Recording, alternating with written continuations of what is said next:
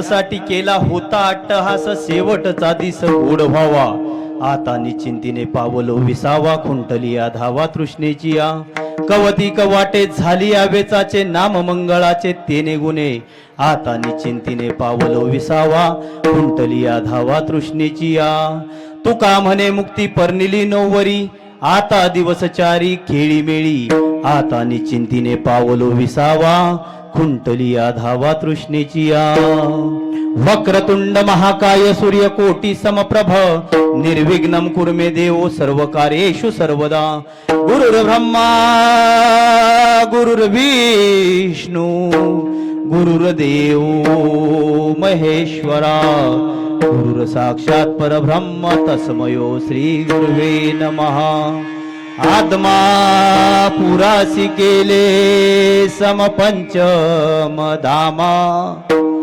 आत्मा पुराशी केले समपंचम धामा नमस्कार माझा श्री संत सद्गुरु बाळू मामा महायोग पीठे तटे भीमरथ्यम वरम पुंडरीकाय दातुं मुनीन्द्रे समागत्य तिष्ठन्तमानन्द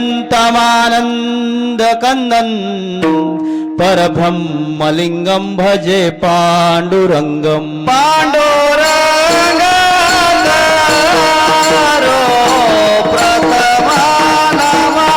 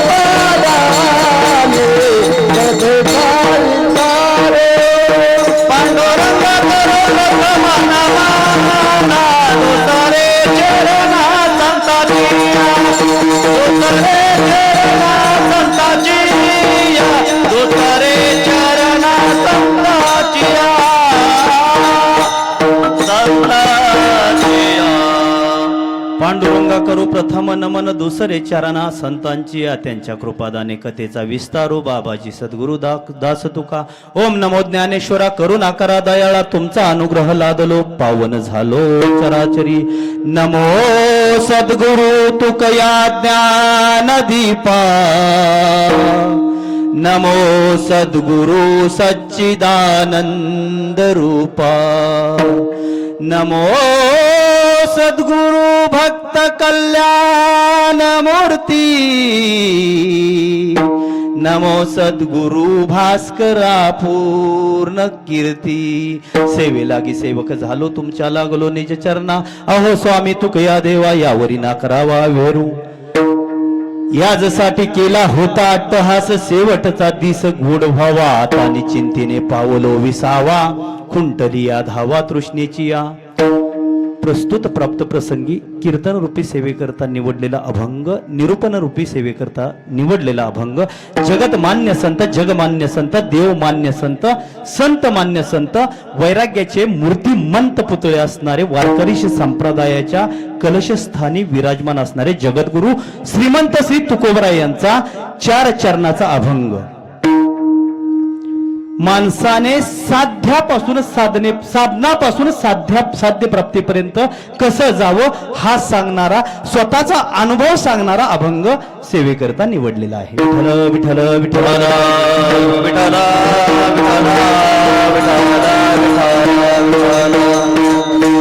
हा अभंग सेवेकरता निवडण्यामागचं कारण परिहार नामक सेवेचं कारण बघता बघता 2 वर्ष निघून गेली बघता बघता 2 वर्ष निघून गेले. आपल्या घरातून प्रशांत दादा निघून गेले.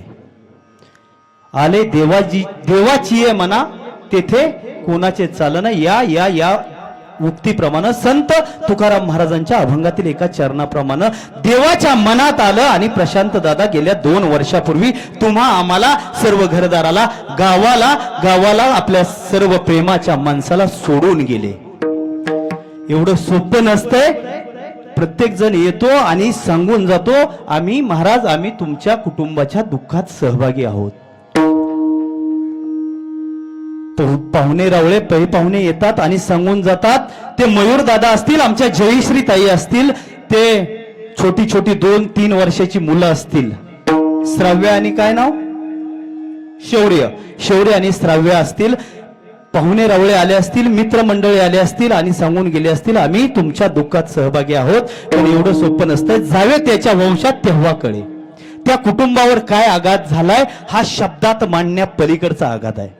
बघता बघता 2 वर्ष निघून गेलेत. प्रशांत हरिश्चंद्र पिंगळे कैलासवासी प्रशांत हरिश्चंद्र पिंगळे दादांना जाऊन 2 वर्ष या तिथीला 2 वर्ष पूर्ण होत आहेत. आणि त्यांच्या द्वितीय पुण्यस्मरणाच्या निमित्तानं आमचे मामा असतील, दाजी असतील, हरिभक्त पारायण भरत महाराज करे पळस मंडळाचे दाजी, त्यांच्या माध्यमातून ही सेवा माझ्यापर्यंत येऊन पोहोचली. मयूर दादा असतील, घरातील बाकी व्यक्ती कुटुंबातील व्यक्ती असतील, अतिशय गोड नियोजन कार्यक्रमाचं केलंय. आणि खरंच सांगतो जिथं कुठं आमचे प्रशांत दादा असतील त्यांच्या आत्म्याला आज सुख वाटत असेल. माझ्या घरातल्या माझा बंधू, माझा धाकटा भाऊ, माझा मयूरनं माझ्या द्वितीय पुण्यस्मरणाचा सोहळा एवढ्या थाटामाटात साजरा केलाय. माझ्या जयश्रीवर अरे मयूर जाताना एकच म्हणले असतील, अरे मयूर माझ्या जयश्रीवर मोठी वहिनी म्हणजे आई समान असते. माझ्या जयश्रीवर लक्ष ठेव. त्या शौर्याला आणि श्राव्याला बापाचं प्रेम दे म्हणले असतील माझे प्रशांत दादा. या कार्यक्रमाच्या निमित्तानं माझ्यासोबत उपस्थित असणारे माझे गुरुवर्य महाराष्ट्रातील सुप्रसिद्ध कीर्तनकार हरिभक्त पारायण दत्तात्रेय महाराज गलांडे यांच्या चरणावर मी नतमस्तक होतो. त्याचबरोबर माझ्या गुरुस्थानी असणारे हरिभक्त पारायण हनुमंत महाराज अर्जुन भाऊ यांच्या चरणावर नतमस्तक होतो. त्याचबरोबर माझ्यासोबत आलेले माझे काका हरिभक्त पारायण दिलीप साहेब यांच्या चरणावर नतमस्तक होतो. त्यांच्या सर्वांच्या चरणावर नतमस्तक होत असताना माझ्यासोबत आलेले बाळूमामांचा सेवेकरी या युट्यूब चॅनलचे सर्व हरिभक्त पारायण चंदनजी महाराज यमगर यांच्या चरणावर नतमस्तक होतो. आमचे बाल मृदंगमणी श्रेयश महाराज आळंदीकर यांच्या चरणावर नतमस्तक होतो. त्याचबरोबर माझ्यासोबत आलेले ही छोटे वारकरी संस्थेतील छोटे वारकरी यांच्या चरणावर नतमस्तक होतो. भारत दाजी तुमच्या चरणावर नतमस्तक होतो. समस्त पिंगळे पाहुणे परिवार, बसलेले श्रोतेगण आणि समस्त माळशिरस्कर या सर्वांच्या चरणावर नतमस्तक होतो. साऊंड सिस्टीम वाले दादा तुमच्या चरणावर नतमस्तक होतो आणि सेवेला सुरुवात करतो. विठ्ठल विठ्ठल विठ्ठल विठ्ठल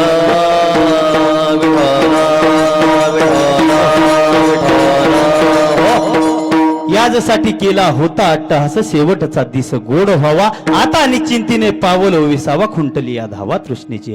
तुकाराम महाराज या अभंगातून आपले साधनेपासून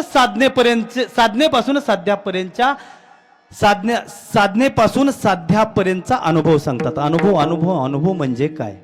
काही अनुभव महाराज असे असतात, काही अनुभव घेऊही नये आणि जगाला सांगूही नये. पहिला अनुभव असतो आपण तो स्वतः आचरणात आणूही नये आणि समोरच्याला सांगूही नये. दुसरा अनुभव असा असतो आपण तो अनुभव घ्यावा पण जगाला सांगू नये. तिसरा अनुभव असा असतो आपण तो अनुभव घेऊ नये पण तो जगाला सांगावा. आणि चौथा अनुभव असा असतो तो आपण घ्यावाही आणि जगाला देखील अनुभवाने अंगा देया जगा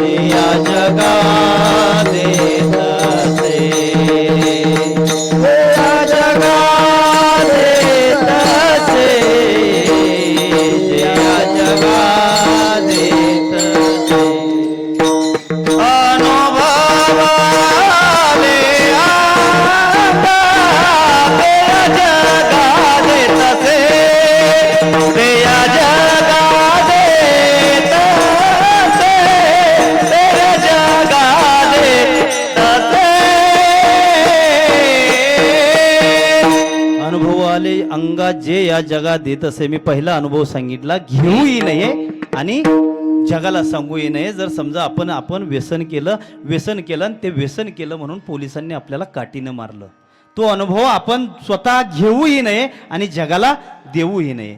दुसरा अनुभव आहे, आपण घ्यावा पण जगाला सांगू नये. आपल्या कुटुंबातली भांडणं, आपण त्या कुटुंबातल्या भांडणांचा अनुभव घ्यावा पण तो जगाला सांगू नये. तिसरा अनुभव असा आहे, आपण तो अनुभव घेऊ नये पण जगाला सांगावा. विष पिल्यानंतर माणूस मरतो हे जगाला सांगावं, विष पिऊ नये. आणि चौथा अनुभव परमार्थातला अनुभव आहे, जो घ्यावा देखील आणि जगाला सांगावा देखील. हा जगद्गुरु तुकोबरायांनी याचसाठी केला होता अट्टहास. कधी लिहिला अभंग? हा अभंग जगद्गुरु तुकोबरायांनी तुमच्या आमच्या मृत्यू लोकात जिवंत असताना तो अभंग लिहिला, मेल्यावर लिहिला नाही. जगद्गुरु तुकोबराय प्रत्येक वेळी असं जगत होते. आपुले मरण पाहिले मे डोळा तो झाला सोहळा अनुपम्य.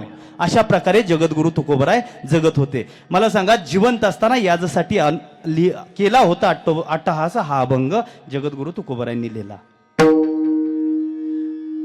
जर तुकोबरायांनी वैकुंठ गमनानंतर तो अभंग लिहिला असता तर तो आपण ऐकला नसता. एखादा व्यक्ती मरण पावला आणि 8-10 दिवसांना आला आणि आम्हाला जर एखादा अनुभव सांगायला लागला, ऐकू आपण. एक दृष्टांत विनोदाचा भाग म्हणून सांगतो तुम्हाला. संध्याकाळची वेळ होती. एक व्यक्ती घाटाच्या रस्त्यानं चालत चालला होता आणि रस्त्यातच स्मशानभूमी होती आणि घाबरला होता. राम राम राम राम राम राम राम राम राम राम राम म्हणत तो मार्गक्रमण करत होता. त्याच्या मनात इच्छा होती, मागून कोणीतरी यावं, कोणीतरी गाडीवरती यावं, कोणीतरी सोबतीला यावं आणि मला तेवढं त्या स्मशानभूमीतून पार करावं. मागून एक गाडी आली, गाडीला त्या व्यक्तीनं हात दिला, ती गाडी थांबली, त्या गाडीवरती बसला आणि पुढे गेला. स्मशानभूमीच्या पुढे गेल्यावर त्या गाडीवरच्या व्यक्तीला बोलला, होय हो दादा, या ठिकाणी सगळेजण म्हणतात या ठिकाणी भूत आहेत, या ठिकाणची भूत त्रास देतात, तुम्हाला काय अनुभव आहे का? तो समोरचा व्यक्ती काय म्हणला? समोर बसलेला गाडी चालवणारा व्यक्ती म्हणला, मला पण काय अनुभव नाही, मला मरून आत्ताच 3 महिने झालेत. मागच्या मागच पडला तो व्यक्ती. तुकाराम महाराजांनी कधी लिहिला हा अभंग? या मृत्यू लोकामध्ये हयात असताना लिहिला. मग तुकाराम महाराज या अभंगामधून काय सांगतात? याचसाठी केला होता अट्टहास, शेवटचा दिस गोड व्हावा. मी अट्टहास केला. अट्टहास म्हणजे प्रयत्न. कशासाठी प्रयत्न केला? माझा शेवटचा दिवस गोड व्हावा म्हणून मी भगवान परमात्म्याची साधना केली, मी नामस्मरण केलं, भक्तिभावानं पूजा केली आणि ती पूजा केली म्हणून माझा तो शेवटचा दिवस गोड झाला. शेवटचा दिवस गोड होणं म्हणजे काय? मरणं म्हणजे शेवटचा दिवस गोड होणं नाही. मरणं म्हणजे शेवटचा दिवस गोड नाही. एकदा मरावं लागत नाही, मरावं पुन्हा पुन्हा लागतं. जो जन्माला आलाय त्याला मरायचंय आणि मेलाय त्याला पुन्हा जन्माला यायचंय. पुनरपि जननम पुनरपि मरणम पुनरपि जननी जठरे शयनम यह संसारी खलदुस्तारी. किती वेळा जन्मा यावे,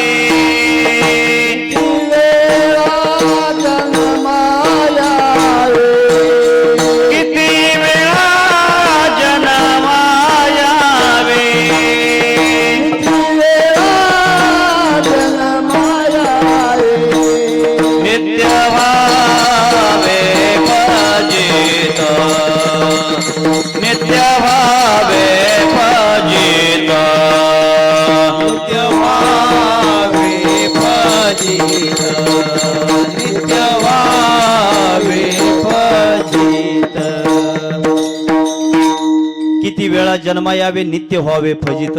मग मरण म्हणजे शेवटचा दिवस नाही. एक वाक्य सांगतो, ऐकून जा. पुन्हा पुन्हा जन्माला यावं लागतं, पुन्हा पुन्हा मरावं लागतं. मरना उसी का नाम है, दोबारा मरना ना पड़े. और जन्म में उसी के सार्थक है, दोबारा जन्मना ना पड़े.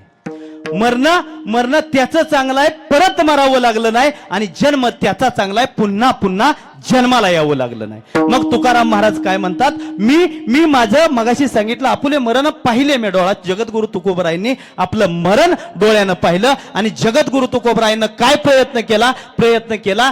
देवप्राप्तीचा प्रयत्न केला. आणि जगद्गुरु तुकोबराय काय सांगतात? याचसाठी केला होता अट्टहास. कशासाठी केला होता? शेवटच्या अंतकाळी ज्याचे नाम आले मुका, तुका म्हणे सुका पार नाही. आणि जगद्गुरु तुकोबराय काय म्हणतात, माझा शेवटचा दिवस गोड कधी झाला, ज्या दिवशी पांडुरंग परमात्म्याचं दर्शन झालं, त्या दिवशी माझा शेवटचा दिवस गोड झाला. अभंगाचं पहिलं चरण. साठी केला होता अट्टहास, याच्यासाठी केला होता अट्टहास, याच्यासाठी केला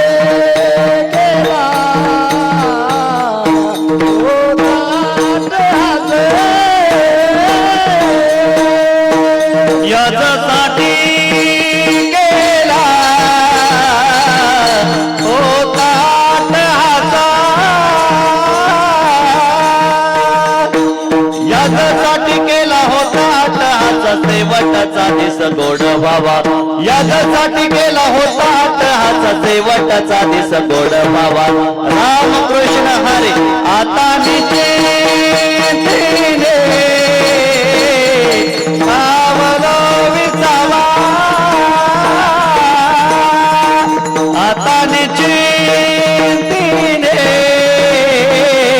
पावलो विसावा, विसावा. टाळ्या वाजवा. जगद्गुरु तुकोबराय सांगतात, याच्यासाठी केला होता अट्टहास, शेवटचा दिवस गोड व्हावा. तुकाराम महाराजांनी अट्टहास केला, प्रयत्न केला शेवटचा दिवस गोड होण्यासाठी. शेवटचा दिवस गोड होणं कशाला म्हणावं? एखादा व्यक्ती रोज व्यसन करतोय, रोज घरामध्ये व्यसन करून येतोय आणि पर्वकाळ साधला, एकादशी दिवशी मरण आलं, त्याला शेवटचा दिवस गोड म्हटलं जात नाही. महाराज, काही लोक आहेत जन्मापासून परमार्थामध्ये आहेत, गळ्यामध्ये तुळशीची माळ आहे, पंढरीश पांडुरंगाचं भजन करतात, कीर्तन करतात, नामस्मरण करतात, त्या आदमापूर निवासी बाळूमामांचं भक्ती करतात. पण असा काळ येतो, त्या व्यक्तीला कॅन्सर सारख्या दुर्धर आजारानं मृत्यू येतो. त्या व्यक्तीचा अपघात होऊन आरडाओरडा करत मृत्यू येतो. आणि काही लोक खाऊ नये ते खातात, पिऊ नये ते पितात, आणि शेवटचा दिवस त्यांचा एकादशीचा पर्वकाळ साधला जातो. माणसं जमतात आणि सांगतात त्याचा शेवटचा दिवस गोड झाला. एकादशी दिवशी मरण येणं म्हणजे शेवटचा दिवस गोड नाही. चंदनाच्या लाकडामध्ये जाळणं म्हणजे शेवटचा दिवस गोड नाही. कारण खाऊ नये ते खाल्लंय, पिऊ नये ते पिल्लंय, त्याला एखाद्याला वाटलं असेल एकादशी दिवशी मृत्यू झालाय, पण एकादशी दिवशी मृत्यू झालाय, त्यानं शेवटचा दिवस गोड केला अजिबात नाही. चंदनाच्या लाकडात जरी जळला तरी पुढे जाऊन यम लाकूड घेऊन उभा आहे हातात. एखाद्यानं पांडुरंगाची भक्ती केली आणि अपघातात त्रास सहन करून मृत्यू झालाय, पण त्याचा शेवटचा दिवस गोड झाला. एक उदाहरण सांगतो, प्रसिद्ध उदाहरण आहे, मंगळवेढ्याचे संत चोखामेळा. पंढरीश पांडुरंगाचे सर्वात लाडके भक्त मंगळवेढा, संतांची भूमी मंगळवेढ्याचे संत चोखामेळा. मंगळवेढ्यामध्ये गावकुसाच्या भिंतीचं बांधकाम चालू होतं. गवंडी काम करत होते माझे चोखामेळा. 200 लोक त्या ठिकाणी कामाला होती. भूकंप झाला म्हणा किंवा अपघात झाला म्हणा, अचानक ते बांधकाम चालू असणारी भिंत कोसळली. त्या भिंतीखाली 200 लोक दबून मृत्युमुखी पडली. इकडं पंढरपूरमध्ये संत शिरोमणी श्री नामदेवराय पंढरीश पांडुरंगाच्या दर्शनासाठी मंदिरात आले होते. पाहतात तर काय, पंढरीश पांडुरंगाच्या डोळ्यामध्ये आसव होती, डोळ्यामध्ये अश्रू होतं. का अश्रू होतं? नामदेवराय समोर आले. देवा का रडताय? काय झालंय? काय दुःख आहे तुम्हाला? तर देव बोलायला लागले, अरे नामा सगळ्यात आवडता भक्त माझा, ज्यानं माझी अतिशय मनापासून भक्ती केली, तो चोखा अपघातामध्ये मंगळवेढ्यामध्ये मृत्युमुखी पडलाय. तर नामदेवराय बोलतात देवा, तुमचा एवढा लाडका भक्त होता तर तुम्ही मरू कसा दिला? पंढरीश पांडुरंग बोलले, अरे नामा, त्या चोखाचं ते प्रारब्ध होतं. आम्हाला देखील वाटत नाही. आज देखील तुम्हाला करेदाजी असतील, मयूर दादा असतील, ती लहान लेकरं असतील, त्यांना वाटत नाही प्रशांत दादा आपल्यामध्ये नाहीत. जो आवडे सर्वांना तो आवडे देवाला. बऱ्याच लोकांनी जयश्रीताईंच्या मनात आलं असेल, देवा तुझं आम्ही काय वाईट केलं होतं रे? काय वाईट केलं होतं देवा? या तरुणपणात मला वैधव्य प्राप्त केलंस. त्या मयूर दादाला वाटत असेल वडिलांसारखा पाठीवर हात ठेवणारा माझा भाऊ होता. देवा कुठं कमी पडलो आम्ही, देवा कुठं कमी पडलो, आणि तू एवढं मोठं दुःख आमच्या वाट्याला दिलंस. दाजी, तुम्ही कधीतरी विचार केला असेल, माझा मेहुणा भावाप्रमाणे माझ्यावर प्रेम करत होता. माझा मेहुणा प्रशांत माझ्यावर भावाप्रमाणे फोन करत होता. अडचण आली प्रशांतला सांगावं, आणि प्रशांतनं एका 5 मिनिटामध्ये ती अडचण दूर करावी, एवढं प्रेम होतं तुमचं मेहुण्याचं. राम लक्ष्मणासारखी भावा बहिणीची जोडी होती, राम सीतेसारखी जयश्री ताईंची आणि प्रशांत दादाची जोडी होती. देवा, का दुःख दिलंस आम्हाला आयुष्यामध्ये, का दुःख दिलंस, काय वाईट केलं होतं आम्ही तुझं. पण प्रशांत दादाचं प्रारब्ध, चोखा मेळानं एवढी भक्ती केली पांडुरंगाची, तरी देखील अपघातानं चोखा मेळांना जावं लागलं. मग नामदेव रायांनी विचारलं, देवा रडताय का म्हटल्यावर देव म्हणाला, चोखा मेळा गेला, माझा निश्चिम भक्त गेला. नामा, एक काम कर, तू मंगळवेड्याला जा आणि माझ्या चोखाच्या अस्थी पंढरपूरला घेऊन ये. माझ्या चोखाची समाधी मला माझ्या हातानं करायची आहे. नामदेवराय म्हणले, देवा असं कसं शक्य आहे, तिथं काय एक ते चोखा मेळा गेले नाहीत, तिथं 200 लोक मृत्युमुखी पडलेत, 200 लोक त्या भिंतीखाली दबलेत, कसं जाऊ आणि कसं ओळखायचं. देवानं सांगितलं, नामा जा आणि जा, प्रत्येक हाड कानाला लाव, ज्या हाडातून विठ्ठल विठ्ठल विठ्ठल विठ्ठल विठ्ठल विठ्ठल विठ्ठल आवाज येईल, ती हाडं माझ्या चोखाची आहेत. चोखा मेळांची हाडं विठ्ठल विठ्ठल बोलत होते. पुढे जाऊन बोलतो, बाबा आपली हाडं ओढ्याला गेली तरी आपल्या तोंडातून विठ्ठल विठ्ठल नाव येत नाही. संत जनाबाईंच्या गोऱ्या विठ्ठल विठ्ठल म्हणत होत्या, आपल्या गोऱ्या पुढे गेल्या तरी विठ्ठल विठ्ठल नाव तोंडामध्ये येत नाही. नामदेवराय गेले, 2 तास हाडं उचलावं, कानाला लावावं, ज्यातून आवाज येत नाही ते बाजूला फेकावं, हाडं उचलावं, कानाला लावावं. 2 तास गेले. 2 तासानंतर एक हाड गावलं आणि त्या हाडातून आवाज यायला लागला, विठ्ठल विठ्ठल विठ्ठल विठ्ठल विठ्ठल विठ्ठल.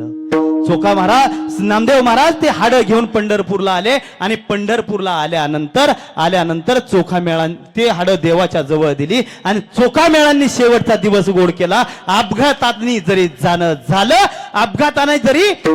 झालं तरी देवाच्या हातानं चोखोबरायांना समाधी भेटली. याला म्हणावं शेवटचा दिवस गोड झाला. मग आपले प्रशांत दादा जरी अचानक हार्ट अटॅकनं गेले असतील, तरी प्रशांत दादांचा शेवटचा दिवस गोड झाला. कारण 2 वर्ष पूर्ण होऊनही द्वितीय पुण्यस्मरणाचा कार्यक्रम एवढ्या दिमाखात कुटुंबानं, जयश्रीताई असतील, मयूर दादा असतील, ती 2 लहान एवढी लेकरं असतील, त्यांनी आयोजित केला. जिथं कुठं प्रशांत दादा असतील ते आज आनंदी असतील. अभंगाच्या 2ऱ्या चरणामध्ये जगद्गुरु तुकोबराय म्हणतात, आता निश्चिंतीने पाऊल विसावा, खुंटली या धावा तृष्णेची या. आता निश्चिंतीने पावलो विसावा, आता निश्चिंतीने पावलो विसावा, आता निश्चिंतीने पावलो विसावा, आता निश्चिंतीने पावलो विसावा, आता निश्चिंतीने पावलो विसावा, आता निश्चिंतीने पावलो विसावा, आता निश्चिंतीने पावलो विसावा, आता निश्चिंतीने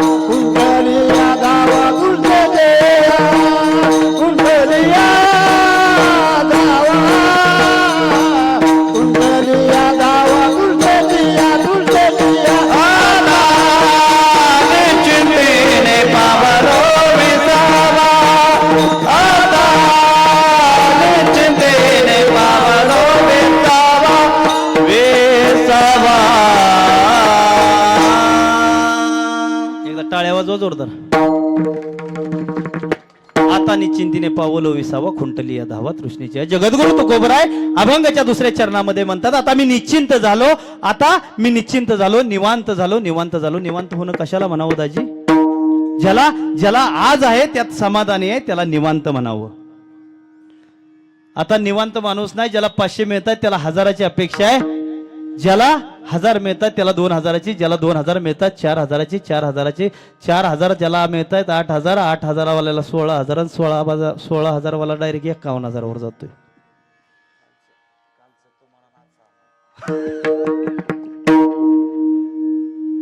तुकोबराय म्हणतात, मी निश्चिंत झालो, माझी काळजी मिटली, माझी तृष्णा संपली. तृष्णा म्हणजे तहान. तहान आणि इच्छा हा फरक आहे महाराज. भूक लागल्यावर जेवण करावं वाटणं म्हणजे इच्छा आहे, आणि जेवण झाल्यावर तंबाखू खावी वाटणं ही तहान आहे. तहान लागल्यावर पाणी पिणं वाटणं ही इच्छा आहे, आणि तहान लागल्यावर भलतं सलतं काहीतरी पिऊ वाटणं ही तृष्णा आहे. मग तुकाराम महाराज म्हणतात, माझी तृष्णा संपली, माझी तहान संपली. आणि दाजी तुम्हाला सांगू का, या जगात तहान नाही असा माणूस नाही. कोणाला तरी कशाची तरी तहान आहे. कोई लोकेशना से ग्रसित है, कोई विद्येशना से ग्रसित है. जर एखादा महाराज, एखादा कीर्तनकार पाकिट न ठरवता कीर्तनाच्या ठिकाणी येत असेल तर तो लोकेशनाशी ग्रसित आहे, त्याला प्रसिद्धीची तहान आहे. आणि एखादा महाराज जर पाकिट ठरवून कीर्तनाला येत असेल तर त्याला पैशाची तहान आहे. या जगात तहान नाही असा माणूस नाही. कोणाला तरी कशाची तरी तहान आहे. एखादा म्हणल दाजी, एखादा म्हणल मला कशाचीच तहान नाही, मला फक्त झोप पाहिजे, त्याला झोपेची तहान आहे. फक्त झोपेची झोप पाहिजे त्याला झोपेची तहान आहे. कोणाला तरी कशाची तरी तहान आहे. माणूस पैसे, माणूस कब तक धन धन धन धन धन करता है, जब तक उसका निधन नहीं होता तब तक मनुष्य धन धन करता है. आणि माणसानं एकच लक्षात ठेवावं, कितीही धन धन धन धन धन धन केलं तरी पत्रिकेवर भाऊ शेवटी निधन लिहावं लागतं. धन मिळविले कोट्यान कोटी, धन मिळविले कोट्यान कोटी, सवे नवे रे लंगोटी, सवे नवे रे लंगोटी, सवे नवे रे लंगोटी, सवे नवे रे लंगोटी, सवे नवे रे लंगोटी. धन मिळविले कोट्यान कोटी, सवे नवे रे लंगोटी, सवे नवे रे लंगोटी,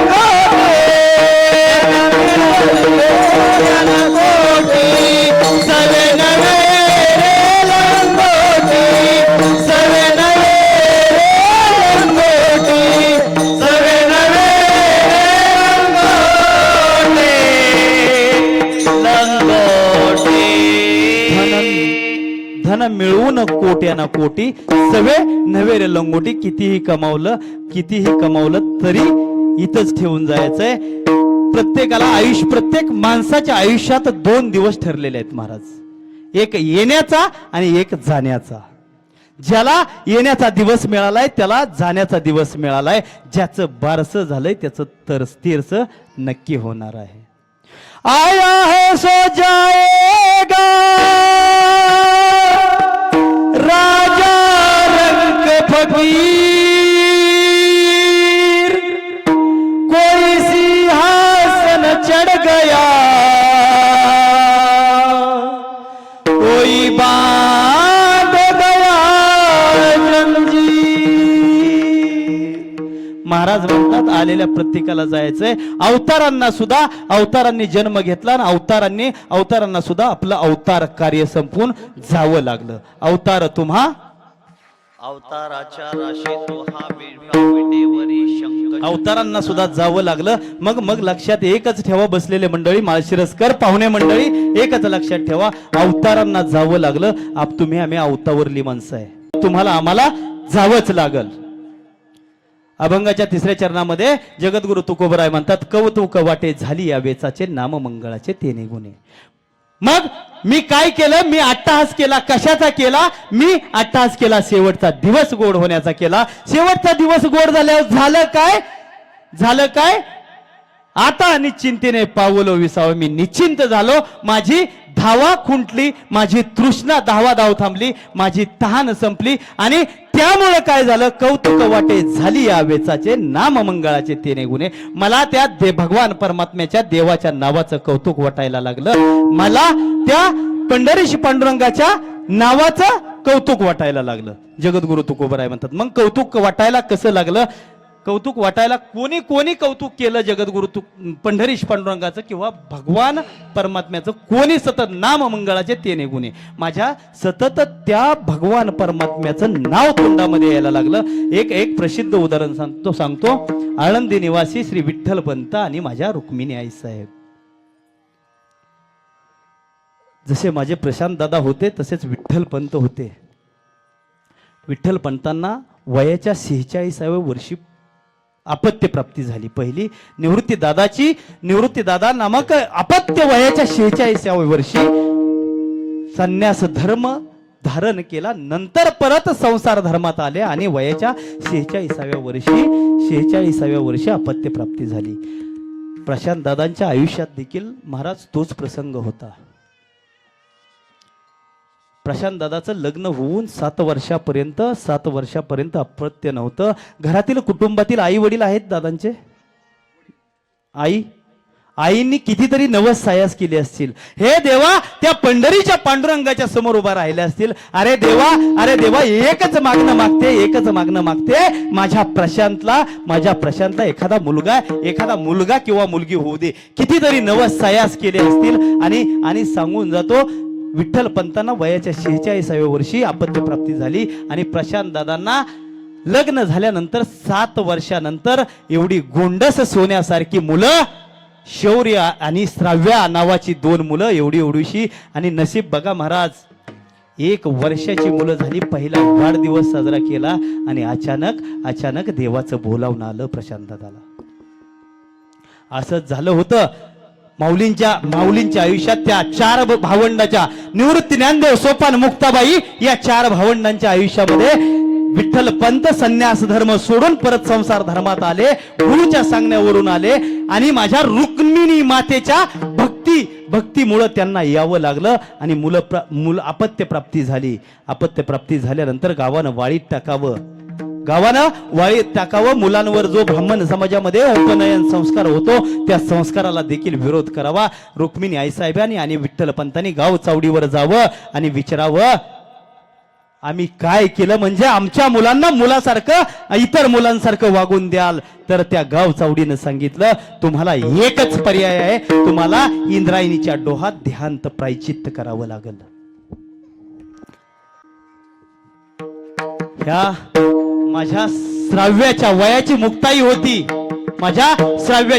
मुक्ताई होती. ज्ञानदादा असतील त्या शौर्याच्या वयाचे. एक रात्र आली. गोडधोडाचा स्वयंपाक रुक्मिणी आईसाहेबांनी केला.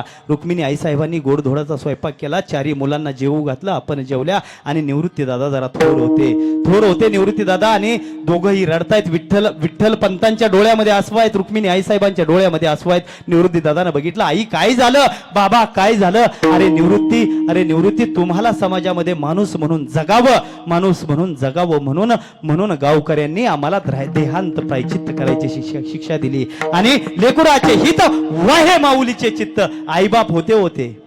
माझ्या दादांना वाटलं असेल का त्या श्राव्याला आणि शौर्याला सोडून जावं? माझ्या दादांना वाटलं असेल का वडिलांचं छत्र कधीच हरवलंय? त्या मयूर दादाच्या डोक्यावलं वडिलाचं छत्र एवढ्या लवकर नाहीचं व्हावं? माझ्या दादांना वाटलं नसेल माझी पत्नी जिनं माझ्या बरोबर 7 फेरे घेतले, 7 जन्माची 7 द्यायचं जिनं आनाभाका, जिनं शपथा घेतल्या, त्या जयश्री ताईला एवढ्या लवकर सोडून जावं? विठ्ठल पंताला आणि रुक्मिणी आईसाहेबांना देखील वाटत नव्हतं आम्ही जावं असं वाटत नव्हतं. पण पर्याय नव्हता. माणूस म्हणून जर माझ्या 4 लेकरांना जगायचं असेल तर हे प्रायचित्त आम्ही भोगावंच लागल. पोळ्याचा स्वयंपाक केला. 4 मुलांना जेवायला घातलं. स्वतः जेवले आणि झोपले. मध्यरात्रीची वेळ झाली. रुक्मिणी आईसाहेब आणि विठ्ठल पंत निघून गेले. निघून गेले. इंद्रायणीच्या डोहामध्ये देहांत प्रायचित घेतला, आपला देहत्याग केला, मुलांसाठी केला, गावकऱ्यांसाठी देहत्याग केला आणि देहत्याग केला. सकाळी उठले. मुक्ताबाई निवृत्ती ज्ञानदेव सोपान मुक्ताबाई ही चारी भावंड उठली आणि उठल्यानंतर एवढी मुक्ताई त्या श्राव्यासारखी उठून दादा दादा आई बाबा कुठं आहेत म्हणून रडायला लागल्या. धाय मुकलो. दादा कुठं आहेत रे आई बाबा? कधीच या गावानं प्रेमानं जगू दिलं नाही, कधीच या गावानं प्रेमानं जगू दिलं नाही, कधी 4 घास अन्नाचे खाऊ दिले नाहीत. कुठं आहेत? कुठं आहेत? ती माझी श्राव्या, तो शौर्य 1 वर्षाचा होता. बाबा गेलेले देखील कळले नसतील त्यांना. आपले बाबा झोपलेत म्हणून ती मुलं बाबांच्या जवळ चेहऱ्यावरून हात फिरवत असतील. देवा किती निष्ठुर आहेस रे तू. नामदेव महाराज एका ठिकाणी म्हणतात, महाराज देवा तुझा माझा कार वैराकार, दुःखाचे डोंगर दाखविसी. देवा तुझा माझा काल वैराकार, दुःखाचे डोंगर दाखविसे, दुःखाचे डोंगर दाखविसे, दाखविसे.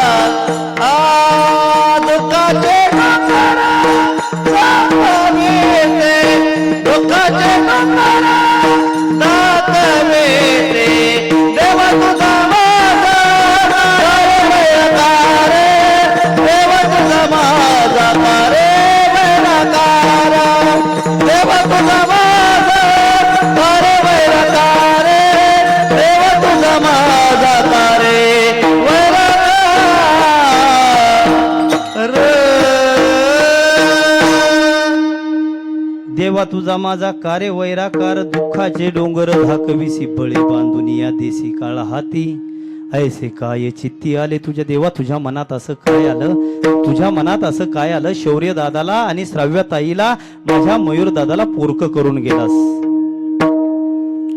ज्ञानदेव महाराजांना विठ्ठल पंत आणि रुक्मिणी आईसाहेब त्याच वयात पोरक करून निघून गेल्या. गावानं जगू दिलं नाही, गावानं कधीच स्वाभिमानानं जगू दिलं नाही. पण ज्ञानदेव महाराजांनी काय केलं? ज्ञानदेव महाराजांनी त्या पंढरीश पांडुरंगाला आपलंसं केलं. त्या पंढरीश पांडुरंगाचं नामचिंतन केलं. अभंगाचं 3रं चरण. कवाटे झाली यावेताचे, कवतो कवाटे झाले यावेताचे,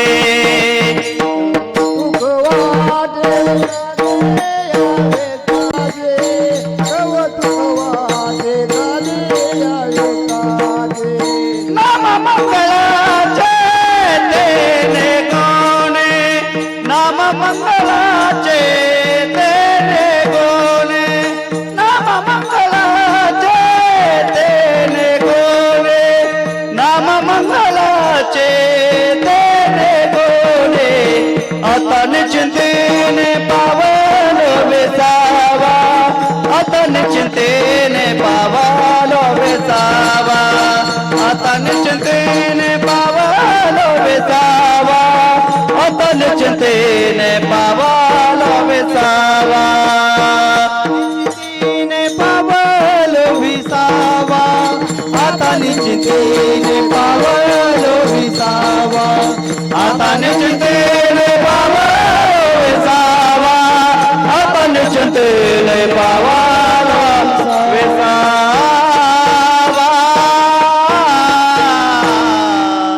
विसावा.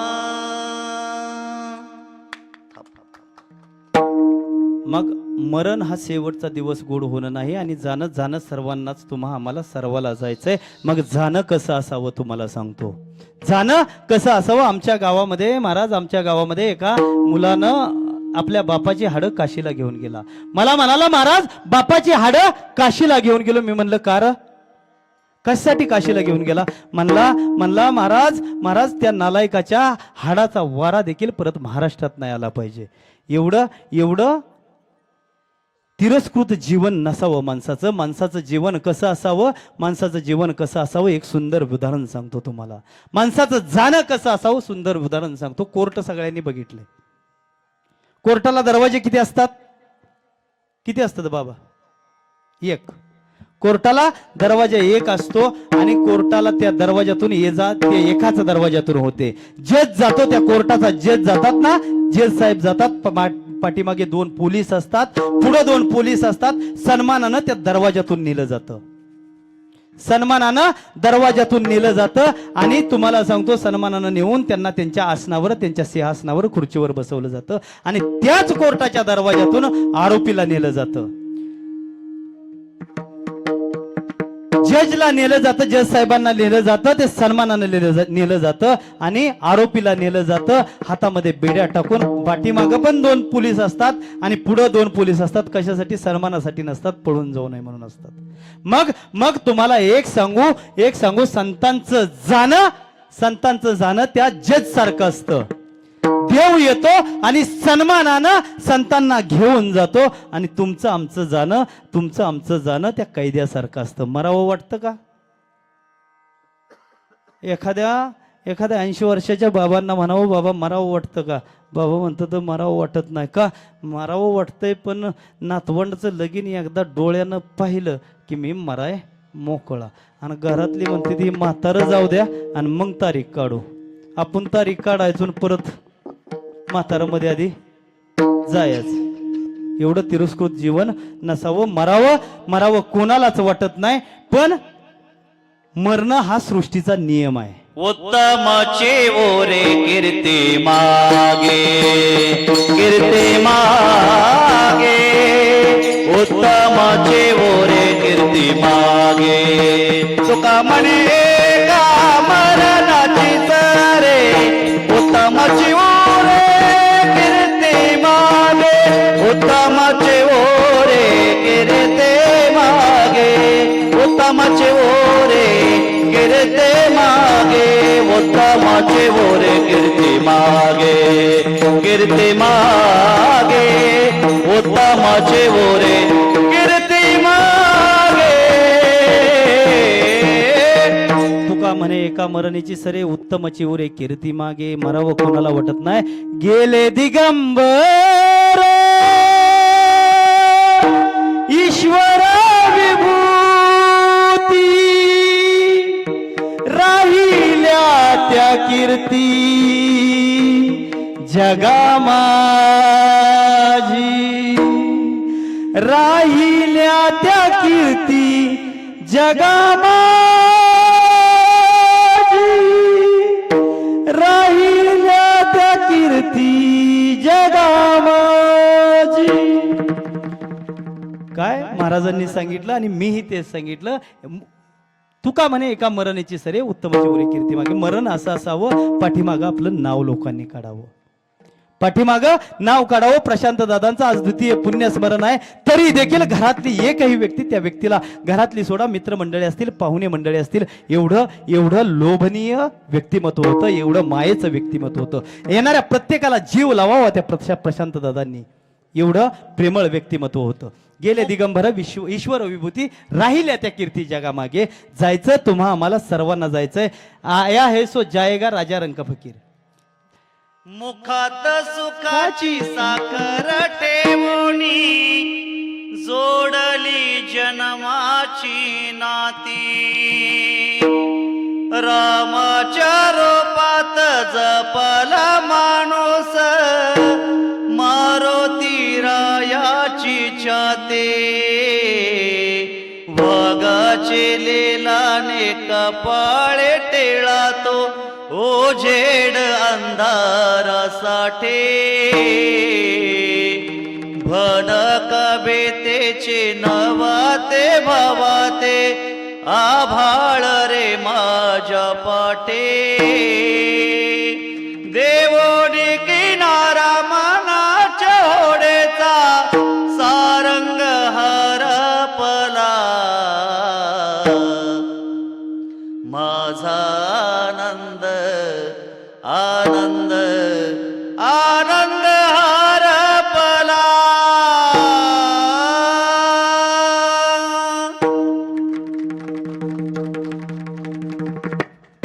हे शरीर तुम्हा आम्हाला भगवान परमात्म्यानं भाड्यानं दिलंय. हे शरीर दिलंय, एक दिवस जाणार आहे. जिंदगी एक किराए का घर है, एक ना एक दिन बदलना पड़ेगा. जिंदगी एक किराए का घर है, एक ना एक दिन बदलना पड़ेगा. मौत जब तुझको आवाज देगी, घर से बाहर निकलना पड़ेगा. तो लाख हिफाजत कर ले, तो लाख करे रखवाले. तो लाख हिफाजत कर ले, तो लाख करे रखवाले. उड़ जाएगा एक दिन पंछी, रहेगा पिंजरा खाली. उड़ जाएगा एक दिन पंछी, रहेगा पिंजरा खाली. पिंजरा खाली, पिंजरा खाली, पिंजरा खाली, पिंजरा खाली. एक दिन उड़ जाएगा, एक दिन रहेगा पिंजरा खाली. उड़ जाएगा एक दिन पंछी रहेगा पिंजरा खाली. हे शरीर भगवंतानं आपल्याला भाड्यानं दिलंय. जाणं कसं असावं, जाणं कसं असावं एक दृष्टांत सांगतो महाराज आणि अभंगाचा विस्तार संपवतो. जाणं कसं असावं, लक्ष द्या माझ्याकडे. जाणं कसं असावं, महाभारतामध्ये धृतराष्ट्र राजा, एकीकडे धृतराष्ट्राचं जाणं बघा आणि माझ्या जगद्गुरु तुकोबरायांचं जाणं बघा. जाणं कसं असावं एक 5 मिनिटामध्ये दृष्टांत तुमच्या समोर मांडतो. राजा धृतराष्ट्र एका हस्तिनापुर राज्याचा राजा होता, चक्रवर्ती सम्राट होता. इशारानं चालणारा राज्यकारभार, इशारानं चालणारा राज्यकारभार. एवढा भाग्यवान होता धृतराष्ट्र, एवढा भाग्यवान होता. संजयाच्या मुखातून 700 श्लोकाची गीता ज्यानं समोर बसून ऐकली होती, एवढा भाग्यवान धृतराष्ट्र होता. आणि दुर्भाग्य देखील धृतराष्ट्र होता. का दुर्भाग्य होता? 700 श्लोकाची गीता संजयाच्या मुखातून ऐकून देखील त्याच्या जीवनात कसलाच बदल नव्हता. एवढा दुर्भागी देखील धृतराष्ट्र होता. करे दाजी, आपल्यात बी दुर्भागी लोक असतात. भजन करतात, हरिपाठ करतात, काकडा करतात, कीर्तनाला जातात, नामस्मरण करतात, गळ्यामध्ये तुळशीची माळ असते, पण वागावं कसं कळत नाही. रात्रभर भजन करतं, जागर करतं, सकाळी काकडा करतं आणि काकडा झालं की दुसऱ्याच्या शेतातली मका कापतं आणि आपल्या म्हशीला टाकतं. एका ठिकाणी मी कार्यक्रमाला गेलो होतो. एका ठिकाणी कार्यक्रमाला गेलो असताना एका व्यक्तीच्या कपाळाला अतिशय सुंदर गंध होता, सुंदर गंध होता. त्याची पत्नी ताई माझ्या समोर बसल्या होत्या. मी म्हणलं, ताई ताई तुम्ही खूप भाग्यवान आहात हो, तुम्ही खूप भाग्यवान आहात. काय सुंदर तुमचे पतिदेव गंध लावतात, काय तुमचे मालक सुंदर गंध लावतात. ती ताई मला म्हणली, महाराज तुम्ही त्यांच्या गंधावर जाऊच नका. महाराज तुम्ही त्यांच्या गंधावर जाऊच नका. आमचं ती रोज कीर्तनाला भजनाला जातात, त्यांची चप्पल घरी ठेवून जातात आणि तिथं कीर्तन झालं की रोज एक नवी चप्पलाचा जोड घरी घेऊन येतात. महाराज तुम्ही त्यांच्या गंधावर जाऊच नका. त्यांनी दुसऱ्याच्या संडासात उभा राहून फोटो काढला आणि सरकारचं 12,000 रुपये घरी आणलं. एवढी दुर्भागी माणसं असतात. मला सांगायचं काय होतं, एकटा सरपंच गाव बदलू शकत नाही, एकटा सरपंच गाव बदलू शकत नाही, एकटा पंतप्रधान नरेंद्र मोदी साहेब देश बदलू शकत नाहीत. आपण एवढे इमानदार आहोत, एवढे इमानदार आहोत, एवढे इमानदार आहोत. उन्हाळ्यामध्ये मी आपले इमानदारीचं काही नमुने मी डोळ्यानं बघितले. उन्हाळ्यामध्ये पान पोळीवरचा ग्लास साखळीने बांधून ठेवावा लागतो, एवढे इमानदार आपण आहोत. आपण एवढे इमानदार आहोत, मंदिरामध्ये बोर्ड लावावा लागतो, पादत्राणे येथे काढा, एवढे इमानदार आपण आहोत. एसटी बसमध्ये लिहावं लागतं, येथे थुंकू नये, एवढे इमानदार आपण आहोत. मी सांगत होतो काय, धृतराष्ट्र 700 श्लोक ऐकले पण त्याच्या जीवनात काडी मात्र बदल नाही. हस्तिनापुराचं युद्ध झालं, युद्ध पांडवांना जिंकलं, पांडवांनी जिंकल्यानंतर धृतराष्ट्राला घरी घेऊन आले. आता विनोद करण्यासारखा कार्यक्रम नाही. धृतराष्ट्राला घरी घेऊन आले पांडव आणि धृतराष्ट्र पांडवाची सेवा करायला लागली. धृतराष्ट्राला त्रास दिला तो भीमानं. ताकद भरपूर आणि काम काय नव्हतं. भीमाकडे ताकद भरपूर आणि काम काय नव्हतं. ताकद भरपूर आणि काम काय नसलं की बोलणं सुचतं, काय बोलावं ते कळत नाही माणसाला. भीमानं यावं, खांद्यावरती गदा घ्यावी, धृतराष्ट्र जेवायला बसलाय आणि भीमानं बोलावं, अरे आंधळ्या. बोलणं कळत नाही माणसाला. आता काय झालं, त्या दिवशी निंबळकमध्ये माझं कीर्तन झालं पावसात. बाबा कीर्तन असं करेदाजी झालं, तुम्हाला सांगतो, 1,500 लोक पुढं आणि कीर्तन चालू करायला पाऊस, कीर्तन संपेपर्यंत पाऊस, आणि बरोबर 2 तासाचं कीर्तन केलं होतं. पकवाज शाईपुडीला छत्री लावून पकवाज वाजवला आणि मी पडलो आजारी. त्या ह्याच्यामुळं सर्दी ताप खोकला झाला आणि बाबांना म्हणलं कार्यक्रम तुम्ही करा, आता मी काही येत नाही कार्यक्रमाला, आजारी आहे. आणि सगळे आता तुम्हाला माहिती आहे, वस्ती आमची एक 50-50 घराची वस्ती आहे. आजारी पडल्यावर महाराजींनी सकाळच्या रानाकडे गेल्या होत्या आणि शेजारच्या ताईने एका विचारलं, होय ग आज महाराज घरी कसं काय येतं, कवाच नसतं तर आज घरी कसं काय येतं. म्हणले अहो ते आजारी येतं. हा, इकडं सांगितलेली गोष्ट फक्त एवढंच म्हणायचं, मावशी तुम्हाला म्हणून सांगतोय, दुसऱ्या कोणाला सांगू नका. एवढं म्हणलं की मग ती बरोबर तुम्हाला सांगतो, एखाद्या पक्षाचा देखील प्रचार एवढा फास्ट होणार नाही, तेवढा फास्ट ये बेबी माझा. हा, ये बेबी माझा. आणि आमच्या महाराजनीनं एका ताईला सांगितलं महाराज आजारी आहेत, तिनं अख्ख्या वस्तीवर सांगितलं, भया महाराज आजारी आहेत, सर्दी झाली, ताप आलाय, खोकला आलाय, नाक गळत या. 4-5 जणी तुम्हाला सांगतो आल्याच. कवाच महाराज घरी नसतं तर आज घरी यायचं, चला बघून तरी येऊ. पार्लेजी बिस्किटचा पुडा, कोणी गुड्डे आणलाय, कोणी कोकोनट आणलाय, कोणी मारीगोल्ड आणला.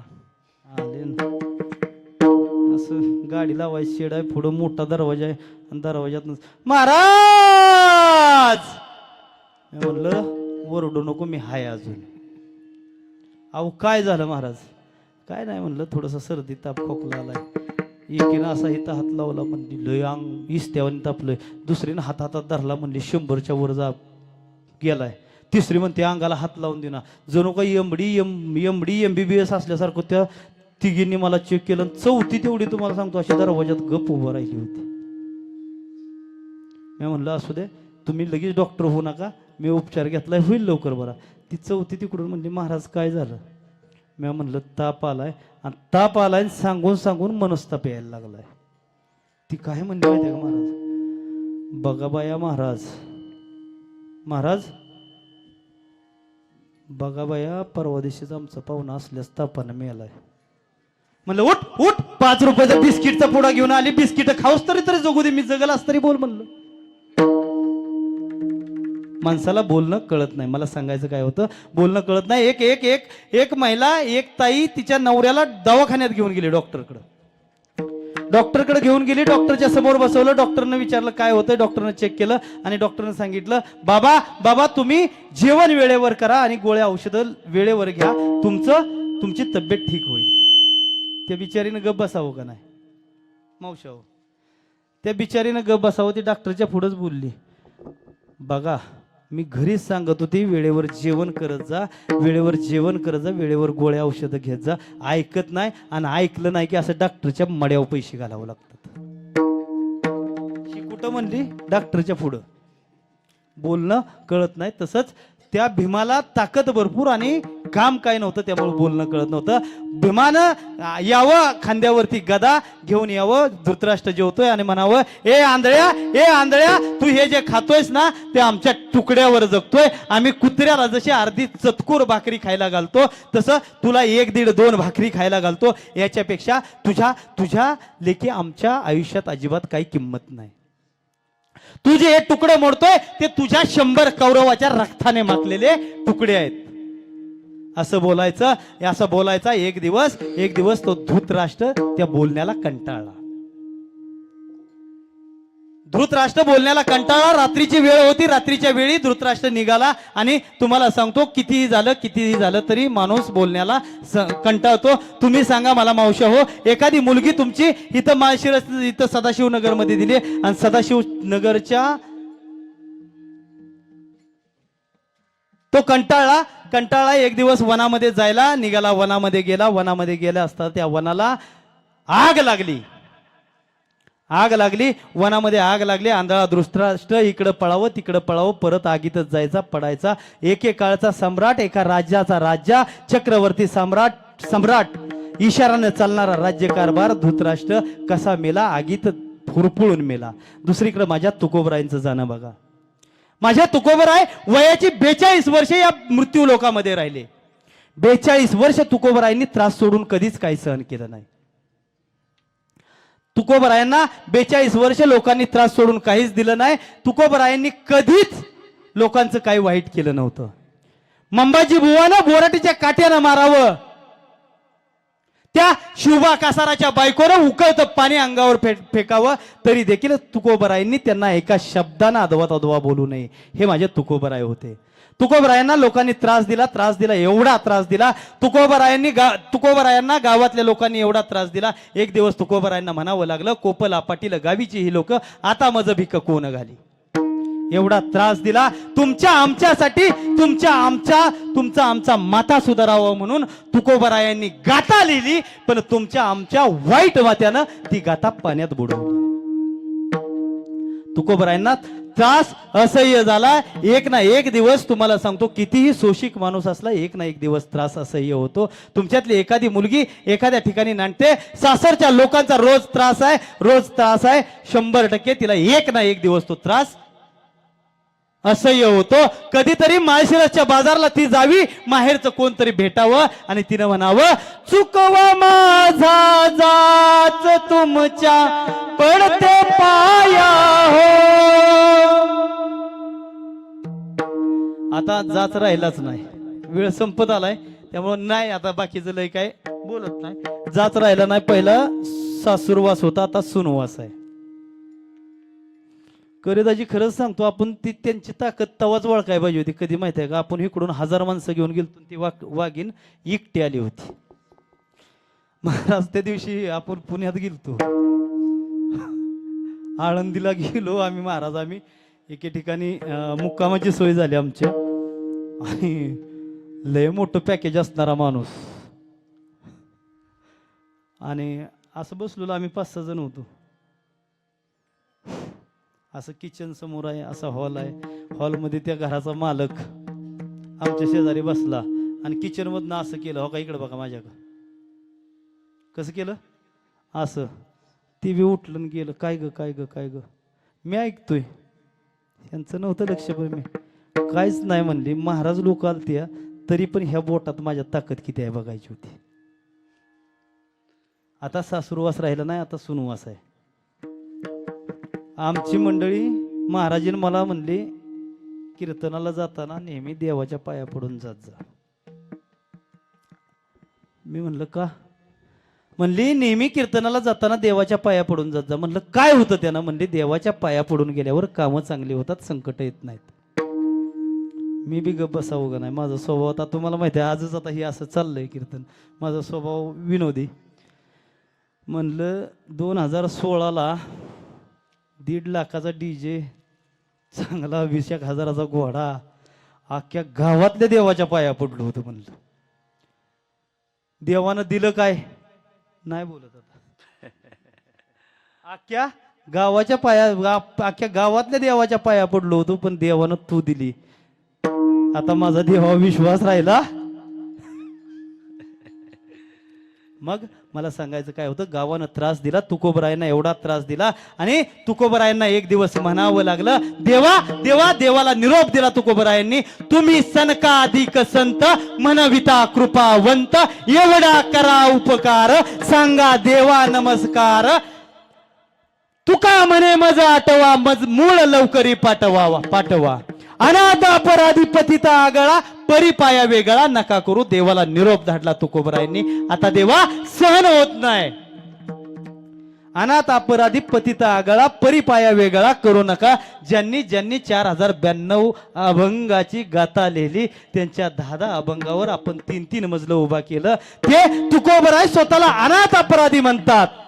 आणि ज्याचं गात्यातलं 5च अभंग पाठ आहे ते असल्या पोराला टाळ हाणतंय फेकून.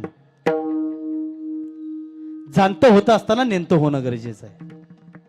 तुकाराम महाराजांनी देवाला निरोप पाठवला आणि देवानं देखील तुकाराम महाराजांची विनंती ऐकली. तुकाराम महाराजांची विनंती ऐकली.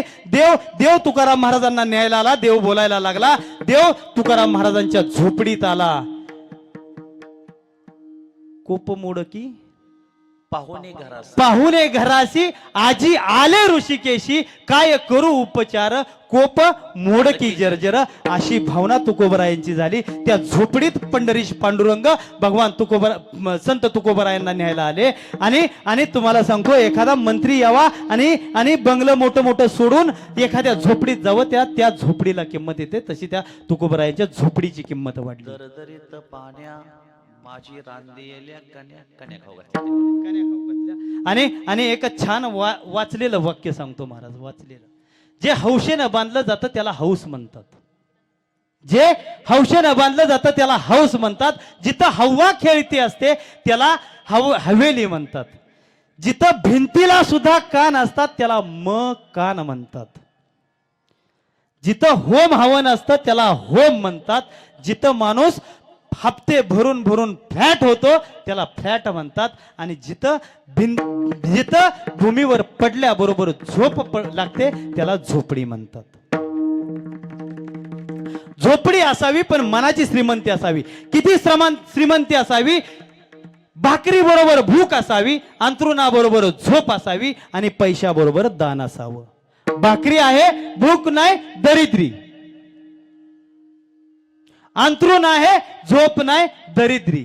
पैसा आहे करे पाहुणं दान नाही दरिद्री. एवढं श्रीमंत माणसानं असलं पाहिजे. देव न्यायला आला. तुकोबरायांना म्हणाला तुकोबराय उरका चला मी न्यायला आलो. तुकोबराय म्हणाले मी असा येणार नाही. मला गावातल्या लोकांना विचारू द्या. गावातलं कोण माझ्या बरोबर येतंय का बघू द्या. गावामध्ये लोक गेले आणि गावातल्या लोकांना विचारलं भगवान पांडुरंग मला न्यायला आलेत माझ्या बरोबर यायला कोण तयार आहे का? तुकाराम महाराजांवर कोणी विश्वास ठेवला नाही. भजण्यावर कोणी विश्वास ठेवत नाही. तुकाराम महाराजांवर कोणी विश्वास ठेवला नाही. भजण्यावर कोणी विश्वास ठेवत नाही. महाराज येऊस तर महाराज आलं की महाराज तुम्ही लय भारी कीर्तन करता आणि गेल्यावर ते काय लय शान आहे. एखादा गावातला पुढारी आलेला असावा, एखादे सरपंच आलेले असावेत, एखादी व्यक्ती ओळख करून देते महाराज हे आमचे साहेब आहेत. हे साहेब आहेत गावात. तुम्हाला सांगतो या साहेबांना जर वजा केलं तर गाव शून्य आहे. ह्या गावात एवढी कामं झालेत ही फक्त साहेबांमुळे झालेत. आणि साहेब पुढे निघून गेले की महाराज काय त्याचं ऐकता हे अख्खं गाव ह्याच अवलादीनं धुवून काढलंय असं म्हणतात. माणसं परिस्थितीनुसार बदलतात. माऊल्या हो मला एक सांगा चहात माशी पडली तर तुम्ही काय करता?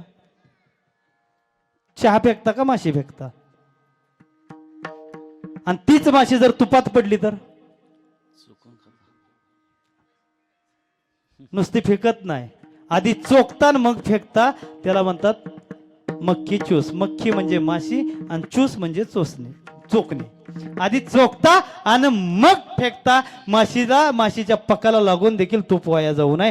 का तर चहात माशी पडली तर चहा फेकायला परवडतो कारण चहा 5 रुपयाचा आहे. आणि तुपात माशी पडली तर माशी फेकायला परवडते कारण तूप 1000 रुपयाचा आहे. अशी परिस्थितीनुसार बदलणारी माणसं आहेत. तुकोबराय गावातल्या लोकांनी तुकोबरायांवर विश्वास ठेवला नाही. तुकोबराय घरी आले आणि जिजाई आई साहेबांना बोलले अगं जिजे गावाला विश्वास ठेवला नाही. मला भगवान परमात्मा वैकुंठाला न्यायला आले. तू तरी माझ्या बरोबर चल. म्हणून जिजाई साहेबाकडे गेले. जिजाई साहेब म्हणाल्या चाललाय तर जावा. जेवढं दिवस राहू वाटतंय, जेवढं दिवस करमतंय तेवढे दिवस राहा आणि नाही करमलं तर परत माघारी या. वैकुंठ या शब्दाचा अर्थ जिजा मातांना देखील कळू नये एवढं विलक्षण आयुष्य माझे जगद्गुरु तुकोबराय जगले. मग शेवटी तुकोबराय म्हणाले कोणी माझ्या बरोबर येऊ नका, पण मला वाट लावायला तरी चला. वाट लावायला जात असताना काही लोक गेली, गावातली लोक गेली वाट लावायला. आणि मग जगद्गुरु तुकोबराय म्हणतात, मी ज्यांच्यापर्यंत पोहोचलो, ज्यांच्यापर्यंत पोहोचता मला आलं नाही, त्यांना माझा नमस्कार सांगा. त्यांना सांगा तुमची कृपा माझ्यावर असू द्या. आम्ही जातो तुम्ही कृपा असू द्यावी, सकळा सांगावी विनंती माझी. वाड वेळ झाला ओभा पांडुरंग, वाड वेळ झाला ओभा पांडुरंग. वैकुंठा श्रीरंग बोलावे तो, बोलावे तो.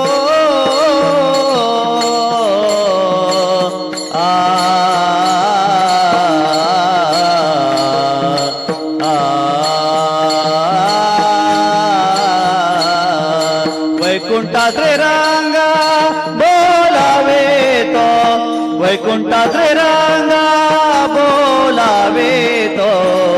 वाड वेळ झाला ओभा पांडुरंग, वाड वेळ झाला ओभा पांडुरंग, पांडुरंग. तुकाराम महाराजांचा शेवट काय सांगितलं मी तुम्हाला. तुकाराम महाराजांचा शेवट भगवान परमात्मा तुकाराम महाराजांना न्यायला आले, एवढी भक्ती श्रेष्ठ होते. आणि एक राजा आगीत होरपळून मेला. मग आपलं जाणं कसं असावं हे मी तुम्हाला सांगून झालं. अभंगाच्या 4थ्या चरणामध्ये तुकाराम महाराज म्हणतात, तुका म्हणे मुक्ती परनिली नव. तुका म्हणे मुक्ती, तुका म्हणे मुक्ती परनेली नोवरे, परनेले नोवरे, परनेले नोवरे. तुका म्हणे मुक्ती आता दिवस चारे खेळे मेळे. आता दिवस चारे खेळे मेळे, आता दिवस चारे खेळे मेळे, आता दिवस चारे खेळे मेळे. आता ने चिंतेने, आता ने चिंतेने पावलो बेसावा, पावलो बेसावा, पावलो बेसावा. आता ने चिंतेने कुंटाले धावा तृष्णेचे या.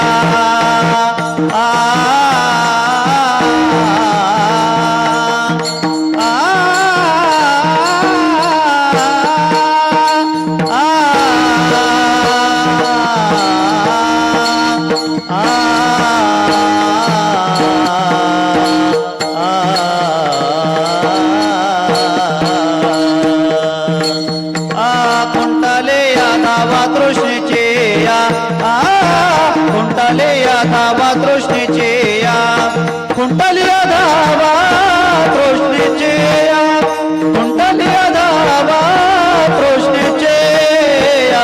आता नि चिंतेने, आता नि चिंतेने पावलो वेसावा, पावलो वेसावा, पावलो वेसावा.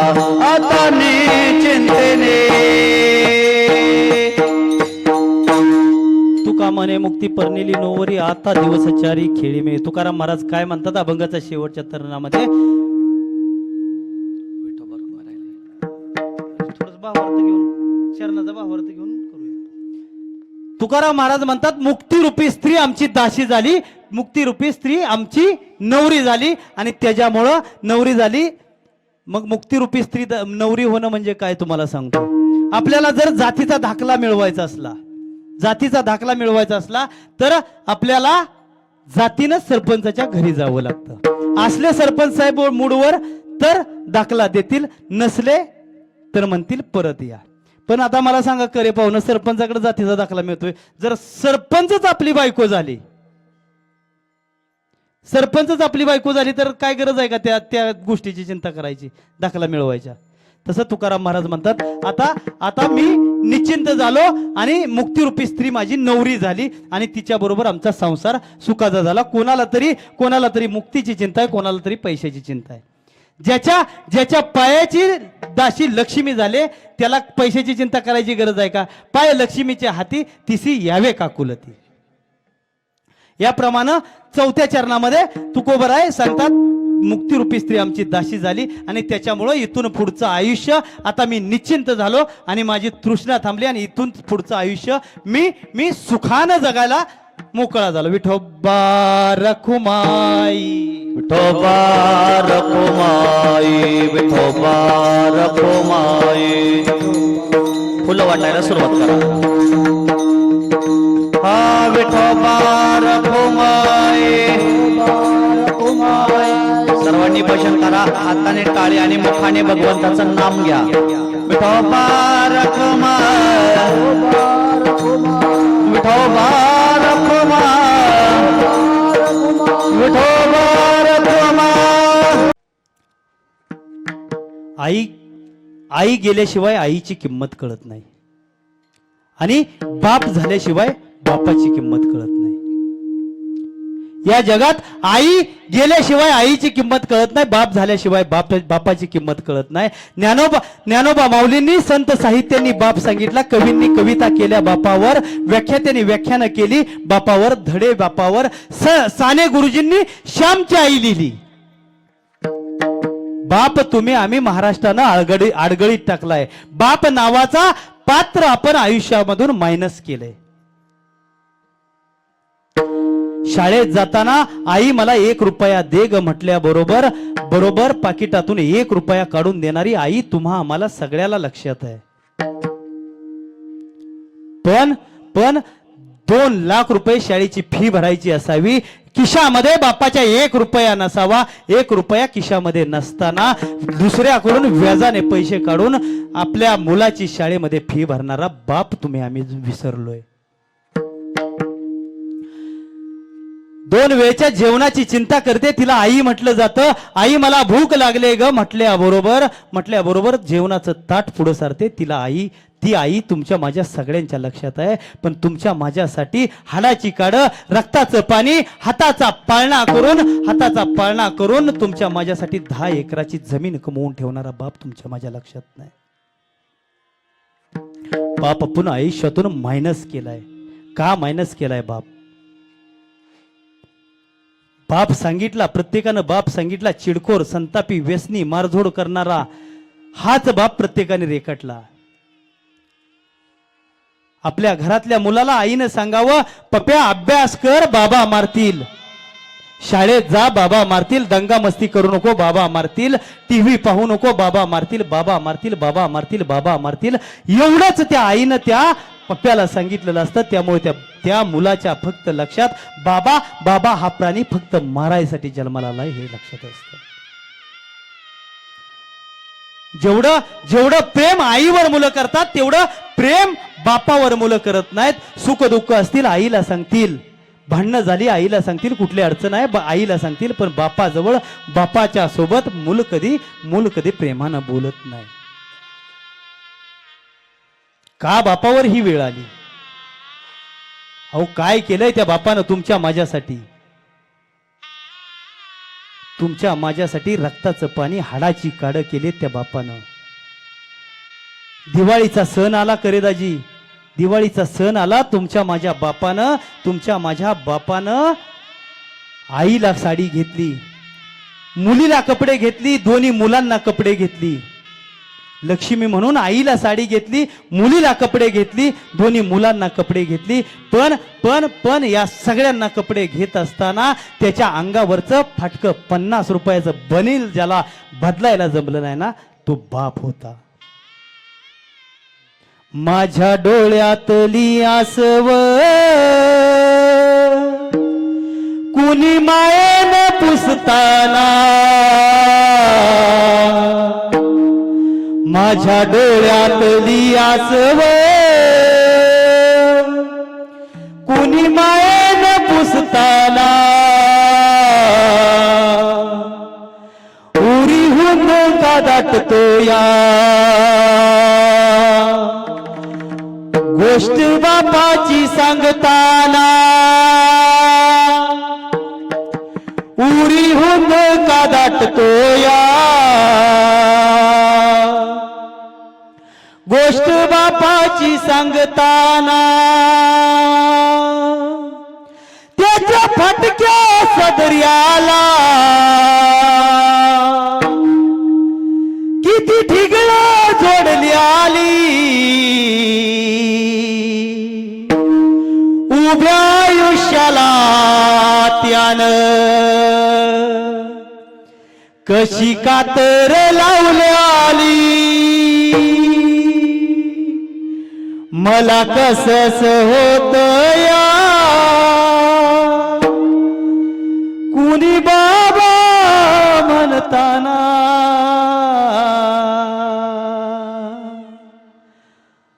उरी हुंद का दाटतो या गोष्ट बापाची सांगताना सगळ्यांनी गोडवं गायलं ते आईचं पण बापा एवढी माया आजपर्यंत लेकरावर कुणीच केली नाही. आई आपल्याला कडेवर घेते. आई लहान असताना आपल्याला कडेवर घेते कारण आईच्या मनात असतं मी जे पाहते ते माझ्या मुलानं पाहावं, माझ्या दादानं पाहावं, माझ्या ताईनं पाहावं. पण बाप असतो ना बाप तुम्हा आम्हाला खांद्यावर घेऊन मिरवतो त्याच्या मागचं कारण एकच असतं मला जे दिसत नाही ना ते माझ्या मुलांना दिसावं, माझ्या ताई दादाला दिसावं. जिजाई आई साहेबांनी छत्रपती शिवाजी राजांना घडवलं हे सूर्यप्रकाशा इतकं सत्य आहे. जिजाई आई साहेबांना शिवाजी राजांना घडवलं हे सूर्यप्रकाशा इतकं सत्य आहे.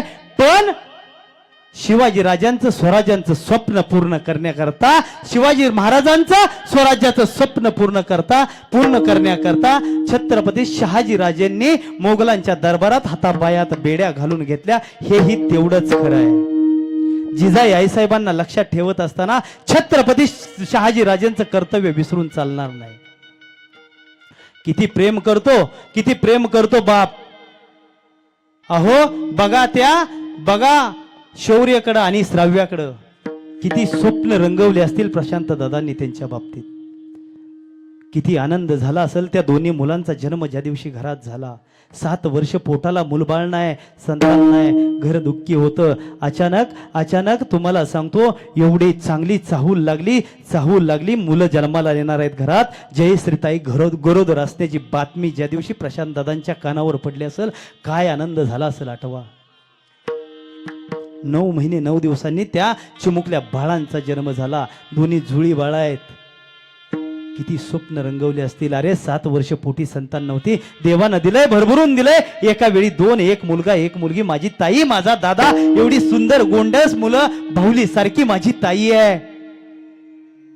माझ्या ताईला असं शिक्षण देईन, माझ्या दादाचं हे शिक्षण पूर्ण करीन. किती स्वप्न रंगवले असतील. अगं म्हणले असतील ताई जयश्री ताई कुठे बसल्यात, जयश्री ताईंना म्हणले असतील अगं जयश्री बास आता काही नाही मिळालं तरी चालेल ग.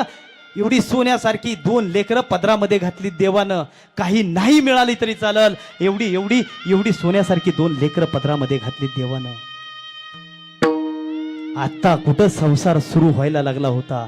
7 वर्ष संसार झाला होता पण संसार वेलीला फूल लागलं नव्हतं. आणि 2 एवढी गोंडस एवढी देखणी फुलं त्या संसार वेलीला लागली. आणि नियतीच्या मनात काय आलं आणि त्या 2 फुलाकडं बघून जगायला त्या दोन्ही जोडप्यानं सुरुवात केली.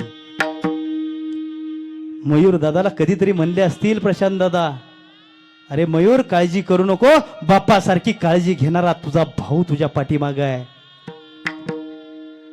त्या आईची कितीतरी सेवा केली असेल त्यांनी. आई अगं कसलीच काळजी करू नको ग, आई तू कसलीच काळजी करू नको, तुझा हा प्रशांत दादा जिवंत आहे, तुला कुठलीच गोष्ट कमी पडू देणार नाही, अशी कितीतरी वचनं दिली असतील.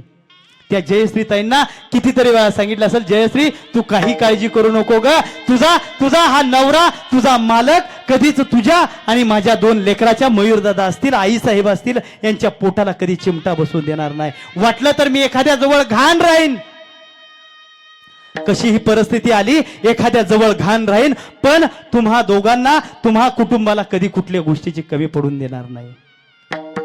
कधी वाटलं असेल, कधी विचार तरी आला असेल, मला एवढ्या लवकर देव आपल्या देवा घरी बोलवल. अहो तुम्हाला एक सांगू, बापाचं छत्र हरवल्यानंतर मुलानं कितीही कष्ट केली आणि कितीही मोठा संसार उभा केला तरी त्याला किंमत नसते. कसलाही बाप असू द्या, तुमचा माझा कसलाही म्हातारा बाप असू द्या, दरवाजात बसलेला असू द्या, कुणाही पाप्याची नजर तुमच्या घराकडे वाईट दृष्टीनं पाहण्याची होत नाही. बाप माझा स्वाभिमानी बाना, लाजाळूची संवेदना, स्वाभिमानी बाना त्याचा कणखर बापला जाळूची संवेदना.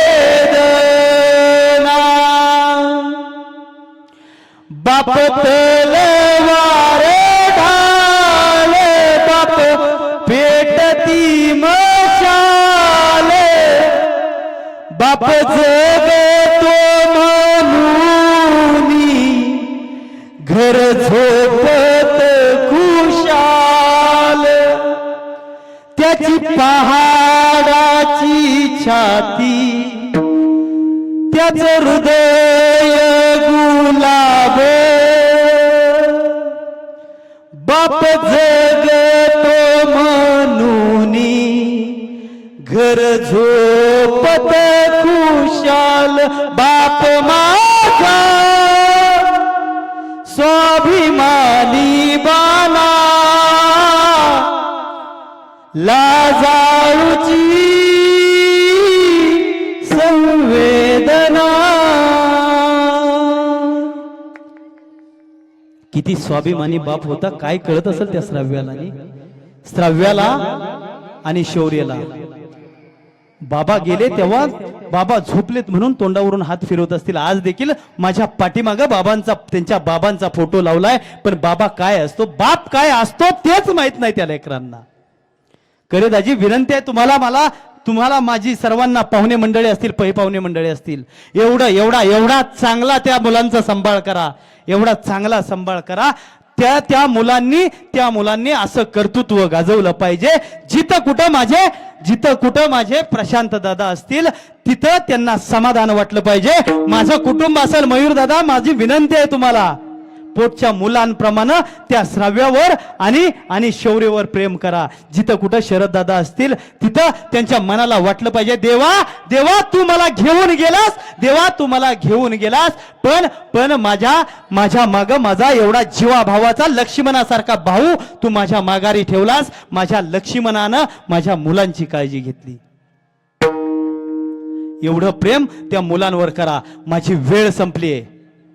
फक्त एकच त्या मुलांना वाटत असेल, शेवटचं बोलून जातो, त्या मुलांना एकच वाटत असेल, सोडून गेले बाबा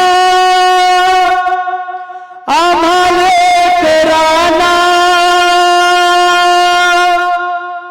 सोडून गेले बाबा आम्हाला कराना.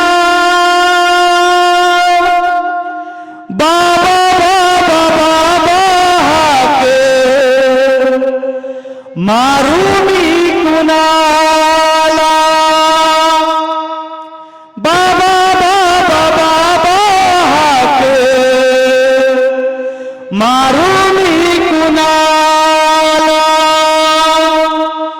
बाबा तुम्ही आमच्यासाठी कष्ट केलं फारे, सोडून घर परिवार बाबा, सोडून गेले सारा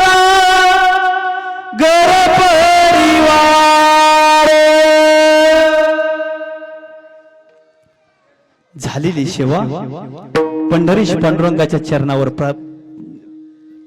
चरणावर समर्पित करतो, माझ्या प्रशांत दादांच्या चरणावर समर्पित करतो आणि खरंच तुम्हाला समस्त पिंगळे परिवाराला धन्यवाद देतो. तुम्ही एवढा मोठा एका भावाचा सोहळा, एवढा मोठा भावाच्या उपकारातून उतराई होण्यासाठी एवढा मोठा सोहळा संपन्न केला. या ठिकाणी माझ्यासोबत सेवेला उपस्थित असणारे माझे गुरुवर्य दत्तात्रेयजी महाराज गलांडे यांच्या चरणावर झालेली सेवा समर्पित करतो. हनुमभाऊ तुमच्या चरणावर सेवा समर्पित करतो, त्याचबरोबर करिताजी तुमच्या चरणावर समर्पित करतो आणि तुमच्या सर्वांच्या चरणावर सेवा समर्पित करत असताना झालेली सेवा तुम्ही बसलेले सर्व मायबापजन यांच्या सेवेला, त्यांच्या चरणावर समर्पित करतो आणि माझ्या वाणीला पूर्णविराम देतो.